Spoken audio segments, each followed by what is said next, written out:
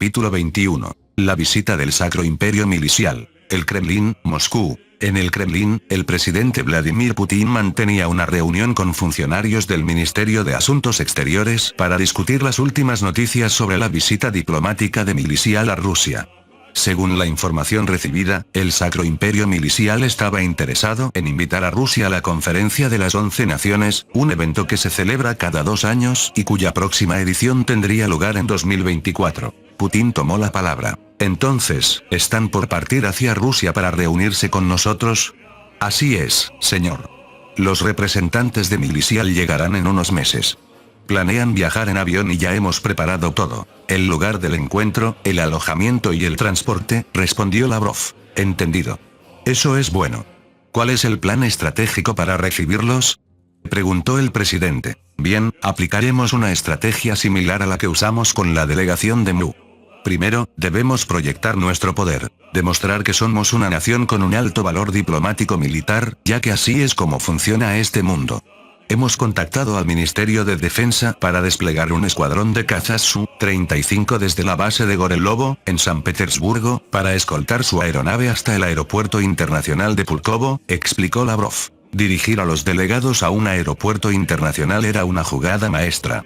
Muchas naciones de las civilizaciones central y segunda aún subestimaban a los países del este, incluida Rusia.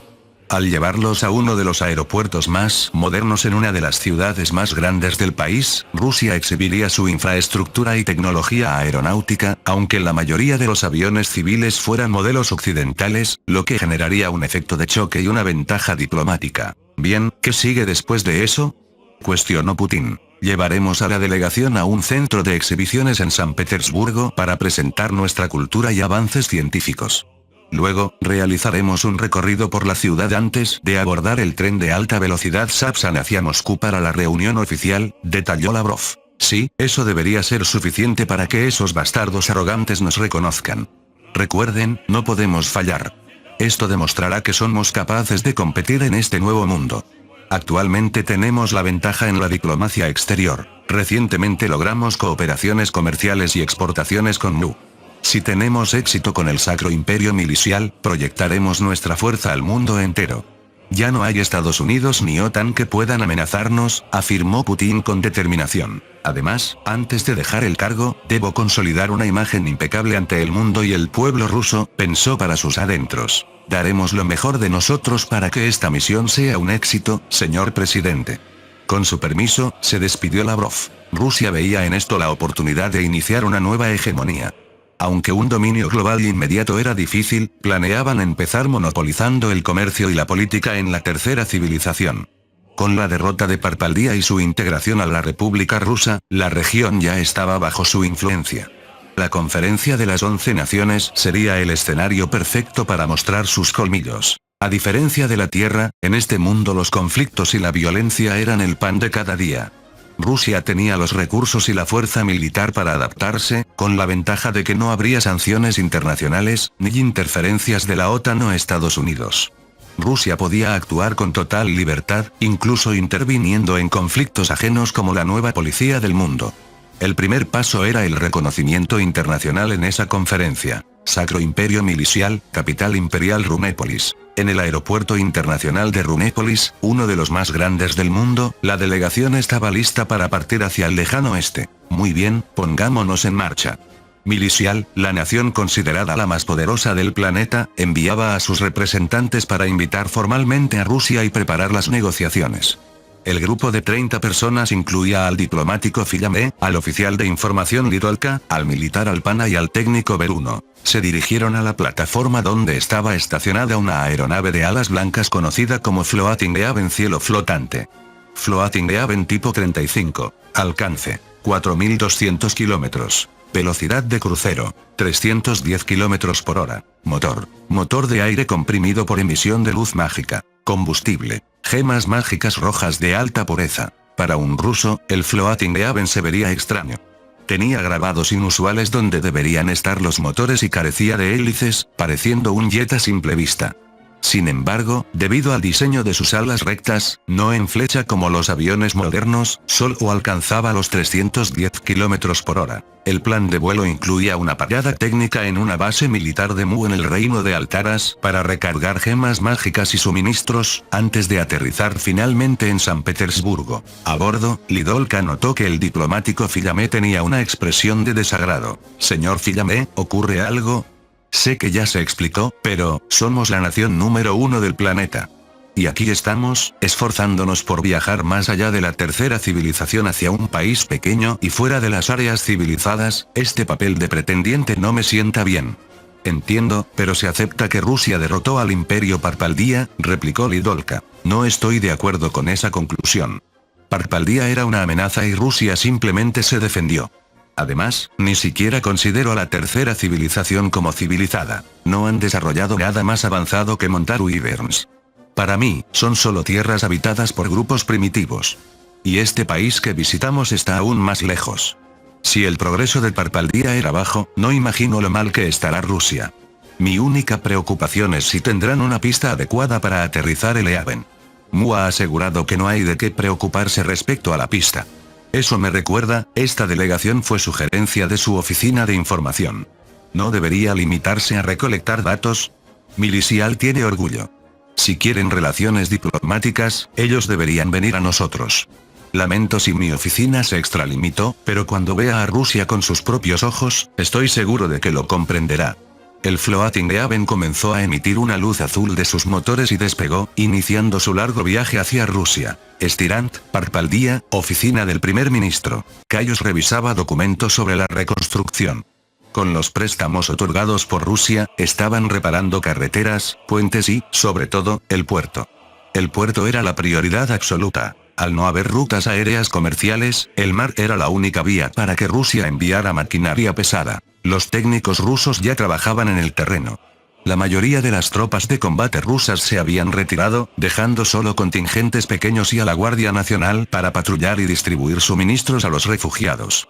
Parpaldía estaba sanando, aunque tardaría años en recuperarse por completo. Bajo el mando de Caius, las fuerzas de autodefensa colaboraban con los rusos, aunque existían unidades radicales que aún creían poder ganar la guerra.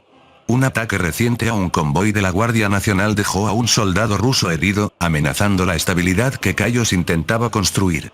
Afortunadamente, la inteligencia rusa ya había desplegado al Grupo Alfa, su unidad antiterrorista de élite, para cazar a estos extremistas. Realmente es agotador llevar solo unas semanas en el cargo, suspiró Caius mientras bebía café. Vaya, este café es excelente. Debería preguntar a los sirvientes qué marca es, murmuró antes de retomar su trabajo. FOB, base de operaciones avanzada, de las fuerzas rusas en Parpaldía. En una base de operaciones avanzada de las tropas rusas, se vivía una intensa actividad.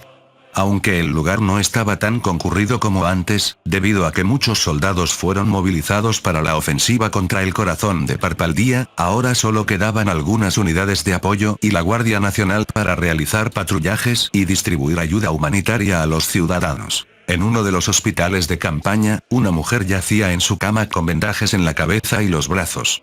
Se trataba de Pai, la técnica de radar mágico, quien fue rescatada por una unidad de la VDV rusa durante la toma de la base de Wyverns en Estirant. Su condición ya era estable y el médico le había informado que podría recibir el alta pasado mañana. Pai estaba leyendo un libro que una enfermera le había prestado a petición suya. Era una novela rusa traducida al idioma Filades.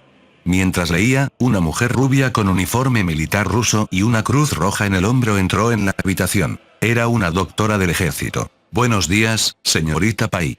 Permítame realizar un breve chequeo de su estado», dijo la doctora. «Claro, doctora», respondió Pai. Tras revisarla, la doctora confirmó que todo estaba en orden. «Bien, todo se ve excelente. Es probable que pueda dejar el hospital incluso antes de lo programado», comentó la doctora. «Muchas gracias». «De nada. Por cierto, ¿hay alguien que desea visitarla? ¿Le parece bien?», preguntó la doctora. Pai sintió curiosidad. La mayoría de sus colegas habían muerto en los ataques aéreos rusos, ¿quién querría verla? «Supongo que no hay problema», aceptó Pai. La doctora asintió y salió. Momentos después, 3 hombres vestidos con trajes negros entraron en la habitación. «Buenos días, señorita Pai. Lamentamos interrumpir su descanso», dijo el hombre al frente. Pai lo reconoció de inmediato y saludó con una sonrisa. Buenos días, señor Nikita. No se preocupe, estoy bien. Pronto saldré de aquí, le dijo al hombre llamado Nikita. Es un gusto oír eso. No se preocupe por los gastos médicos, nosotros nos haremos cargo de todo, aseguró Nikita. Se lo agradezco. Y. Respecto a lo que me preguntó la otra vez sobre convertirme en ciudadana rusa y colaborar en la investigación mágica, comenzó Pai. Ella recordaba bien su primer encuentro con Nikita en el hospital. Él le ofreció una nueva vida, convertirse en ciudadana de la Federación Rusa y trabajar con la inteligencia rusa y el conglomerado tecnológico militar Rostet para estudiar las capacidades de la tecnología mágica. Como Pai era una experta operadora de radares y comunicaciones de Parpaldía, el gobierno ruso estaba sumamente interesado en su conocimiento. Al principio, Pai dudó y pidió tiempo para pensar. Ahora, siendo huérfana y habiendo perdido su hogar y a sus compañeros en la guerra, la idea de una nueva vida en Rusia no le parecía mala. Podría tener un nuevo trabajo, una casa y amigos en un entorno diferente. Acepto la propuesta. Ya no me queda familia ni hogar aquí, así que, ir a Rusia parece una buena oportunidad para mí, afirmó Pai. Nikita sonrió satisfecho. Excelente noticia. En cuanto reciba el alta, vendremos por usted para ir al puerto y abordar un barco hacia Rusia. Una vez allí, gestionaremos sus documentos de identidad, vivienda y sus gastos de manutención por los primeros 3 meses, explicó Nikita. Es más que suficiente, muchas gracias, respondió ella. Tras una breve charla, Nikita se retiró. Pai volvió a su novela, pero su mente ya estaba en otro lado. ¿Cómo sería Rusia realmente? ¿Serían ciertos los rumores sobre ese poderoso país del Extremo Oriente que puso de rodillas al Imperio Parpaldía? Solo el tiempo lo diría. Base militar de Mu, región de Altaras. En Altaras, la aeronave Eaven aterrizó en Lebrías, una base perteneciente al ejército de Mu. El plan era repostar combustible antes de continuar el viaje hacia su destino final, Rusia. Mientras los técnicos trabajaban en el reabastecimiento, un proceso de 30 a 60 minutos, se permitió a los pasajeros descender. El diplomático Fillamé, el oficial Lidolka, el militar Alpana y el técnico Beruno se dirigieron a una sala de espera VIP con interiores bastante lujosos. Allí fueron recibidos por el comandante de la base. Hola, señores. Bienvenidos a la base de Mu en Altaras. Soy el comandante Emanuel. Ustedes deben ser la delegación del Sacro Imperio Milicial que va de camino a Rusia, ¿cierto? Saludó Emanuel. Es un placer, comandante. Así es, estamos en una misión diplomática, respondió Fillamé. El comandante los guió a un salón privado. Por favor, disfruten de las instalaciones mientras cargan combustible. Hay refrigerios y bebidas disponibles. Si desean algo de tomar, hay una máquina allí. Solo presionen el botón rojo para servir y presionenlo de nuevo para detenerlo. Gracias. Los 4 enviados se acomodaron en los sofás. ¿Cuánto tardará el Eaven en repostar? Preguntó Fillamé con impaciencia. Entre 30 y 60 minutos, respondió Lidolka. Esto tardará demasiado. ¿Por qué tenemos que viajar tan lejos a un país de la tercera civilización que seguramente está atrasadísimo? Hoy es sábado. Preferiría estar de vacaciones en lugar de visitar a esos bárbaros, se quejó Fillamé. Normalmente, cuando los ciudadanos de Milicial visitaban Altaras, solo pensaban en una cosa, el calor. Altaras tiene un clima cálido que suele ser sofocante en verano. Sin embargo, algo era diferente esta vez. ¿No les parece extraño? Preguntó Ridorka. ¿Qué cosa? Respondió Fillamé. Esta habitación está muy fresca. Es muy distinto a cuando vinimos hace unos años, notó Lidolka. Se preguntaron si Mu había instalado algún artefacto de viento mágico de alta potencia, pero el técnico Beruno pronto localizó la fuente del aire frío. Creo que viene de ese aparato, dijo Beruno, señalando hacia la parte superior de la pared. Allí vieron un objeto rectangular blanco con una pantalla que marcaba 18 grados, del cual emanaba una brisa muy fría. ¿Qué es eso? ¿Un producto de Mu? Preguntó Alpana. Se parece a nuestros enfriadores mágicos, pero es mucho más pequeño y el aire es mucho más frío. Exclamó Beruno. Si era tecnología de Mu, estaban realmente sorprendidos de que hubieran logrado miniaturizarla así. Luego, se acercaron a la máquina de bebidas que el comandante mencionó. Dentro se veían líquidos de colores café, negro y transparente. No sabía que tenían estas máquinas, comentó Beruno al leer las etiquetas. Café, soda, leche chocolatada. ¿Máquinas de bebidas de Mu? ¿Tan pequeñas y en una sala VIP de una base aérea? Beruno tomó un vaso y presionó el botón como se le indicó. La máquina sirvió soda y, para su sorpresa, estaba helada. ¡Increíble!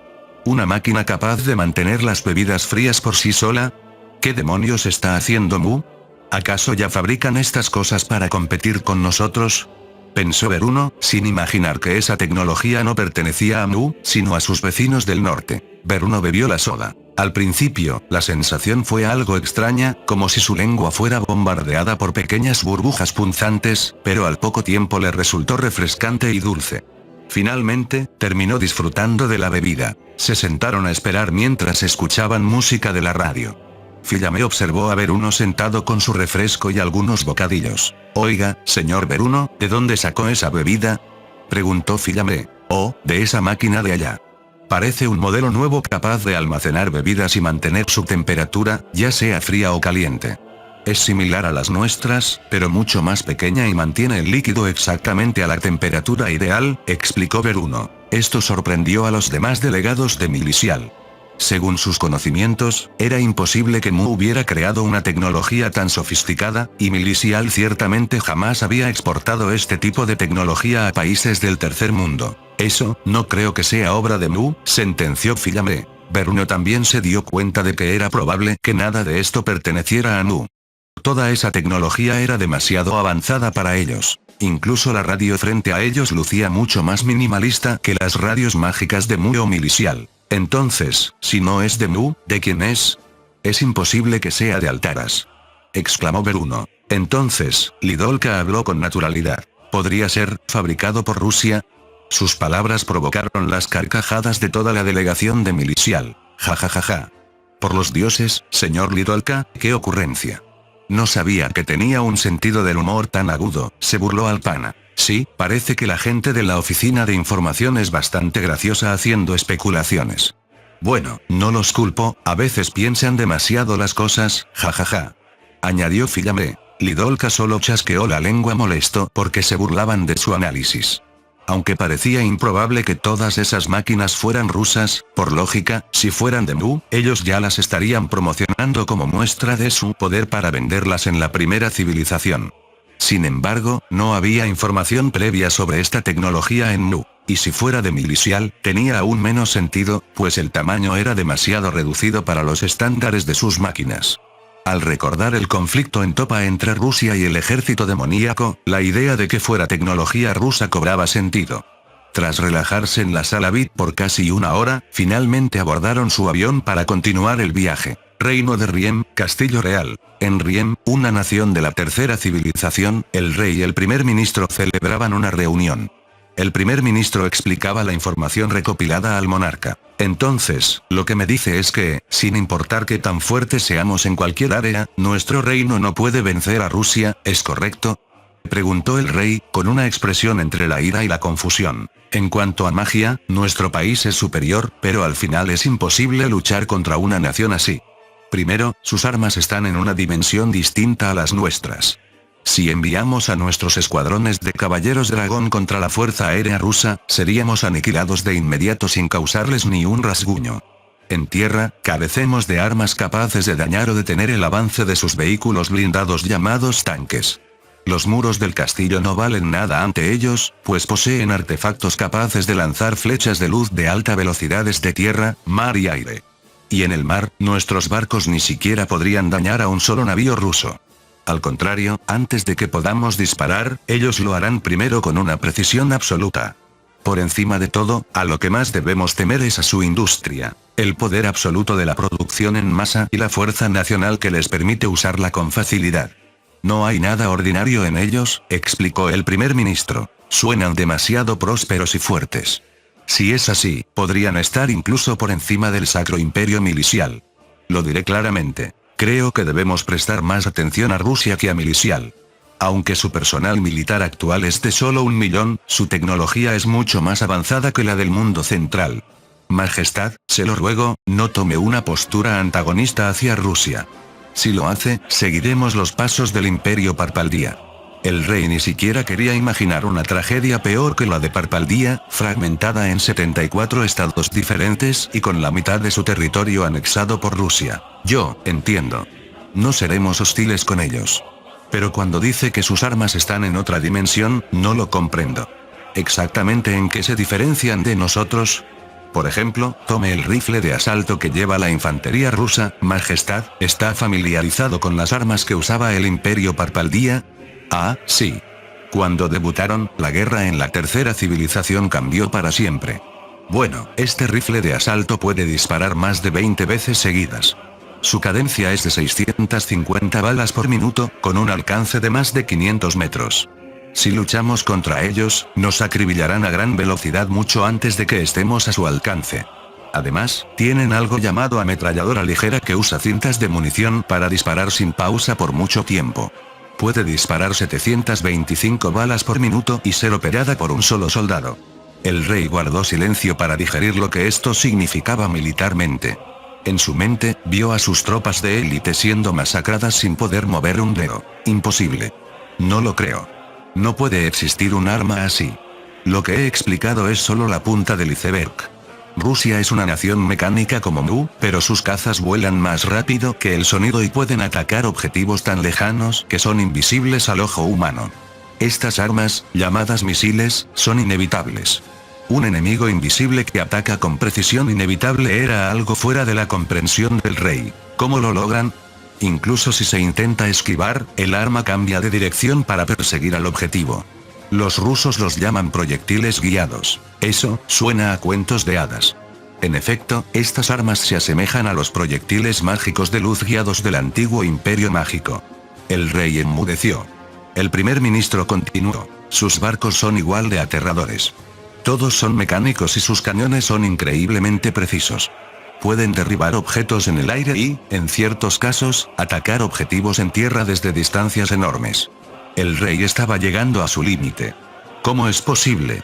Tienen tecnología que mantiene los cañones estables a pesar del oleaje. Además, poseen formas de calcular la posición del enemigo, su velocidad y la trayectoria de la bala de forma instantánea para predecir dónde estará el objetivo.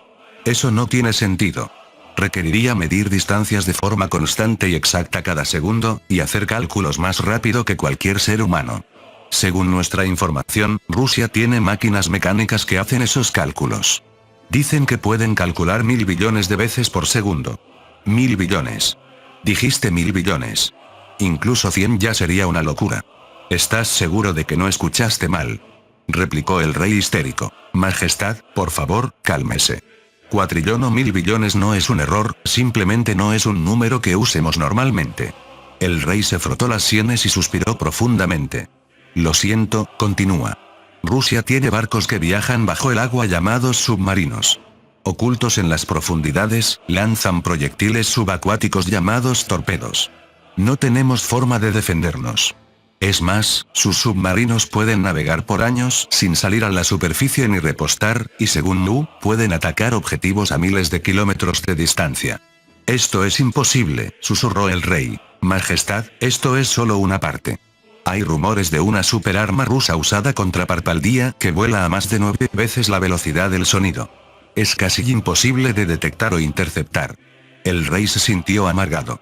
Aunque era escéptico sobre un arma que volara a Mach 9 por miles de kilómetros, la sola idea era aterradora. Aunque su poder militar es temible, Rusia tiene una industria tecnológica gigantesca que lo respalda. Si quiere un ejemplo de su grandeza civil, tienen algo llamado tren bala que... El rey lo detuvo, poniéndose pálido. Basta, lo escucharé en otro momento. Creo que me siento un poco enfermo. El rey de Riem juró en su corazón que jamás se convertiría en enemigo de Rusia. Rusia, aproximadamente 700 kilómetros al suroeste del mar Caspio, en los cielos. Bajo un cielo azul despejado, una aeronave de color blanco surcaba el aire. Sus dos motores brillaban con una luz azulada mientras expulsaban aire para impulsarla hacia adelante. Se trataba del barco flotante de los cielos tipo 35 del Sacro Imperio Milicial, que transportaba a su delegación diplomática hacia la Federación Rusa a una velocidad de 310 kilómetros por hora. Esta nave era el epítome de su tecnología, la de la nación más fuerte del mundo central, un producto que jamás podría ser replicado con el nivel tecnológico disponible en la tercera civilización. A todos los pasajeros, estamos por entrar en el espacio aéreo ruso. Según la información del Control de Tráfico Aéreo de Rusia, su fuerza aérea enviará 2 aviones de combate para escoltarnos como parte del protocolo de seguridad. Gracias. Al escuchar el anuncio, los delegados se prepararon de inmediato. Vaya, finalmente. Unas 2 horas más y por fin estaremos allí, comentó el oficial de información Lidolka al diplomático Fillamé, que estaba sentado a su lado. Pero hombre, esto es realmente lejos. Tenemos que tratar con extranjeros en el extremo oriental de las zonas civilizadas. Me duele la cabeza solo de pensar en negociar con alguien en el borde del mundo no civilizado. Y nos envían 2 escoltas, no wyverns, sino aviones de combate. Eso es una sorpresa. Supongo que no debo esperar menos de un país que le agrada a Mu. Ahora entiendo cómo vencieron a Parpaldía. Tengo curiosidad por ver cómo son sus aviones.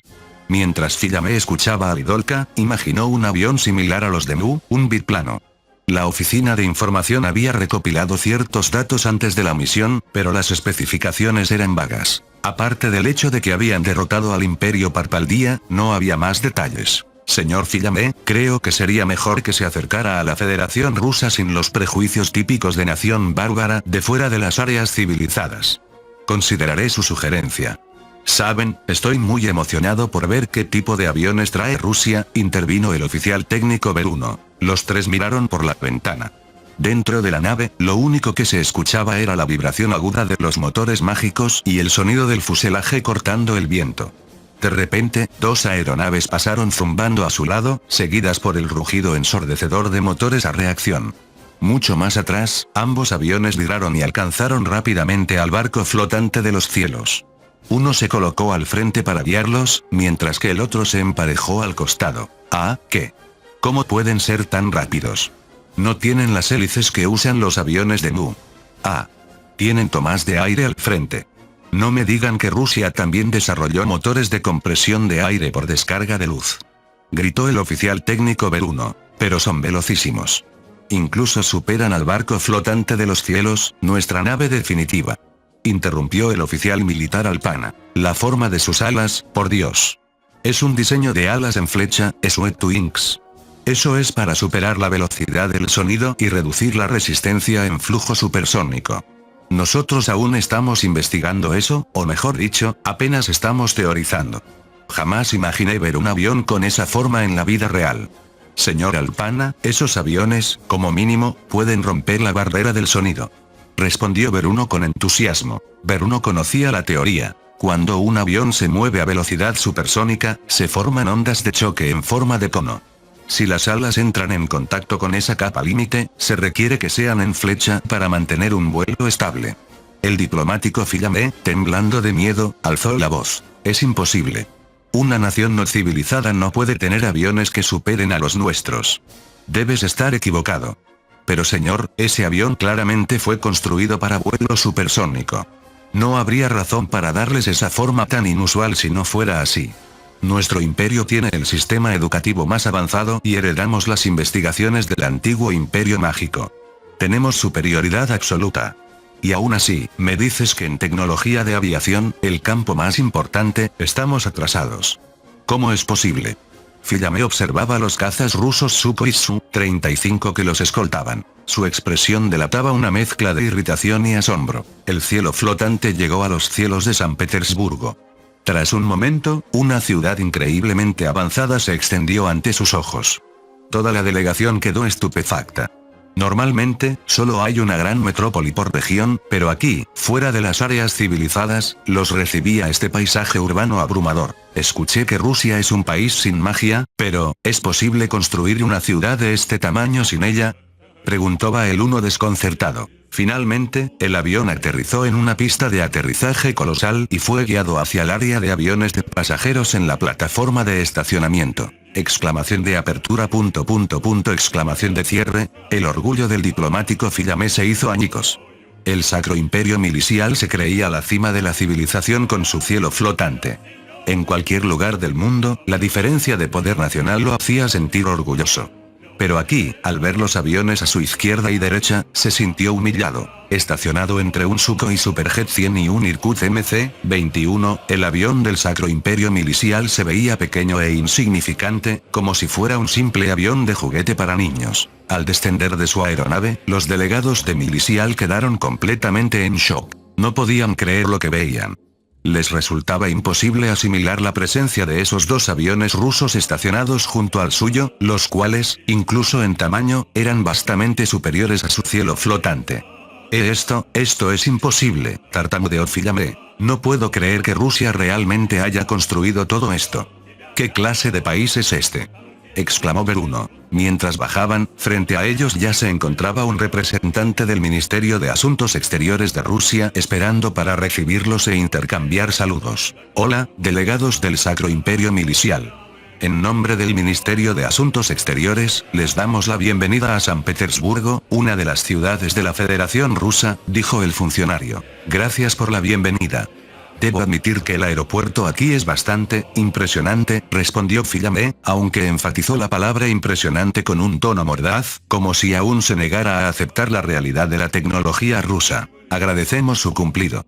Ahora, los escoltaremos a su hotel antes de que mañana sean trasladados al centro de exhibiciones para la recepción oficial, indicó el representante. Acto seguido, fueron guiados hacia un Aurus Arsenal, una van de lujo de la fabricante Aurus Motors. Entraron de inmediato al vehículo y tuvieron que admitirlo. El interior era extremadamente lujoso y elegante. Los asientos eran mucho más cómodos que cualquier cosa que hubieran probado y la temperatura interna estaba perfectamente regulada. Durante el trayecto, quedaron asombrados por lo suave y silencioso que era el motor de este automóvil. Incluso desde adentro, la sensación era de total confort y rapidez. Al llegar a la autopista, se sorprendieron al ver la inmensa cantidad de vehículos transitando por las calles de San Petersburgo. Según los informes que circulaban, incluso las personas de clase media-baja podían permitirse comprar un auto, lo cual resultaba asombroso. El automóvil era el medio de transporte estándar para la sociedad rusa. Fillamé, por su parte, permanecía en silencio, procesando lo equivocado que estaba sobre Rusia. El país del Extremo Oriente que él consideraba atrasado lo obligaba ahora a tragarse sus propias palabras. Rusia estaba en una dimensión completamente distinta. Él siempre había considerado al Sacro Imperio Milicial como la máxima potencia y la obra maestra de la civilización mágica, un pilar construido sobre la investigación de los restos del antiguo imperio mágico.